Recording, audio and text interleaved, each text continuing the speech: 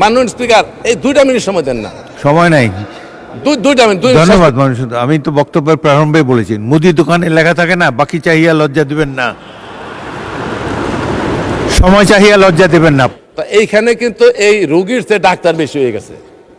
Budget দিছে, এই যে উপদেশ দিতেছে, সারাদিন উপদেশ দেয়, খালি সমালোচনা, খালি সমালোচনা। আরে পথ দেখান। রবীন্দ্রনাথ একটা কথা বলছিল যে উপদেশ দেওয়া সহজ, উপায় বলে দেওয়াই কঠিন।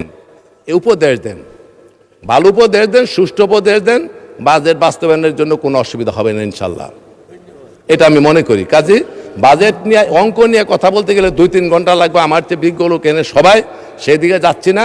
শুধু বলবো মানসিকতার উপর নির্ভর করবো বাংলাদেশ কোন দিকে চলবে। ধন্যবাদ মাননীয় সদস্য। মাননীয় স্পিকার, এই 2টা মিনিট সময় দেন না। সময় নাই।